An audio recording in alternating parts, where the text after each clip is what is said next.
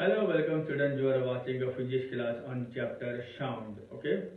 So first of all, we have to discuss about what do you mean by sound? Sound है क्या? मैं कहूँगा कि sound is a form of what? Energy. Sound एक क्या है? Energy का एक form है which give us the sensation of what? Hearing. जिससे हमें यानी कि सुनने का पता चलता है. तो sound जो है आप जानते हो every day we hear different types of sound from living as well as non living object. रोज हम कई तरह तरह की आवाजें सुनने को मिलती हैं. कुत्ते के भौंकने की आवाज़ सुनने को मिलती है, ठीक है ना. गाड़ियों के हॉर्न की आवाज़ सुनाई देती है, हवाई जहाज के उड़ने की आवाज़ सुनाई देती है. तो कई तरह तरह की यानी कि आवाज़ें हमें रोज सुनने को मिलती है. तो अभी हम बात करेंगे कि ये साउंड कैसे प्रोड्यूस होता है. मैं तो कहूँगा कि sound is produce by the vibration of object. Sound तभी प्रोड्यूस होगा अगर कोई भी ऑब्जेक्ट क्या होंगे, वाइब्रेट होंगे.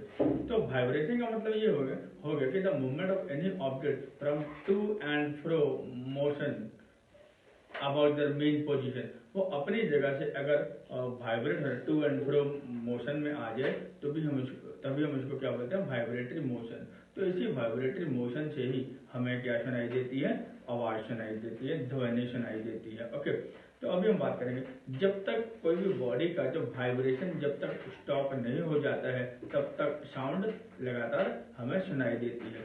When the vibration stop then no sound is heard. Okay. Suppose अगर आप ड्रम बजाते हो तो आपको ड्रम की आवाज़ सुनाई देगी, क्योंकि जब आप उसका जो मेम्ब्रेन है, when you touch the membrane you will feel it vibrate. Okay.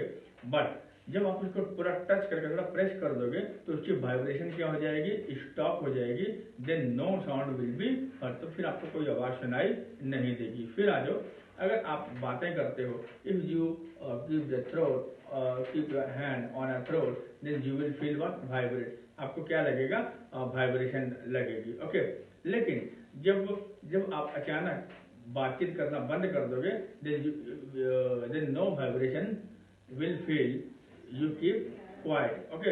आप शांत रहेंगे तो उस समय कोई वाइब्रेशन नहीं होगी. क्लियर हो गया. फिर आ जाओ, अगर आप इस जो स्पीकर है, आप जब गाने सुनते हैं तो जो स्पीकर होते हैं, जो वूफर होते हैं, तो जब गाने बजते हैं तो वूफर का जो स्पीकर जो होता है वो क्या होता है, यानी कि इस तरह का वो मूवमेंट होता है, यानी कि ये क्या हो रहा है, वाइब्रेशन हो रही है. अगर ये वाइब्रेशन ना हो तो साउंड भी प्रोड्यूस नहीं होते. ओके. आप इसको हाथ लगा के भी देख सकते हो, you will feel what, it vibrate. Okay. अभी हम बात करेंगे कि कोई भी जो बॉडी है, अगर जो वाइब्रेटिंग बॉडी है उससे क्या निकलती है, साउंड निकलते हैं. तो उसके लिए आप क्या करोगे, एक टेबल ले लो, दो पिन ले लो, उसके बीच में आप गार्डर बांध दो रबड़ से. अगर आप रबड़ को, व्हेन यू प्लग दिस, अगर आप इसको रबड़ को खींच कर छोड़ दोगे तो क्या होगा, रबड़ वाइब्रेट करने लगेगी. तो इससे क्या होती है, साउंड प्रोड्यूस होती है. मैं और एक छोटा सा एग्जांपल दूंगा कि हम ट्यूनिंग फॉर्क से भी साउंड प्रोड्यूस करते हैं. कैसे? ट्यूनिंग फॉर्क है क्या? मैं बोलूँगा ट्यूनिंग फॉर्क एक यू शेप है और बीच में ऐसे डंडी होती है. उसको when it is stuck with a rubber band, अगर हल्का सा अगर इसको रबड़ पैड के साथ अगर हम इसको स्ट्राइक करते हैं देख तो क्या होती है, वाइब्रेट होने लग जाती है. ओके. तो वाइब्रेट जैसे जैसे कम होने लग जाती है तो उसमें आवाज़ भी सुनाई देती है. तो धीरे धीरे उसकी वाइब्रेशन क्या होती रहती है, कम होने लग जाती है, फिर उसके बाद उसकी कोई आवाज़ नहीं सुनाई देती है. यहीं से आपको समझ में आ गया कि साउंड प्रोड्यूस तभी होगा जब कोई भी बॉडी वाइब्रेट करेंगे. क्लियर हो गया. नेक्स्ट आ जाओ, आप और एक एग्जांपल ले सकते हो. आपने कभी कभी देखा होगा कि आप लोग के पास स्टील के जो रूलर होते हैं, वो स्टील के रूलर को आप इस एंड में प्रेस कर दो जोर से, और स्टील के रूलर को एक एंड से आप उसको प्रेस करके छोड़ दो तो क्या हो जाएगा, तो वो इस तरह से वो वाइब्रेट होने लग जाएगी. तो जब तक ये वाइब्रेशन हो रही है तब तक आपको साउंड सुनाई देगी.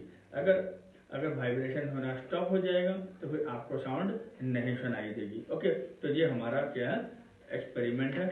नेक्स्ट हम बात करेंगे सोर्सेस ऑफ साउंड. साउंड हमें कहाँ कहाँ से आती है.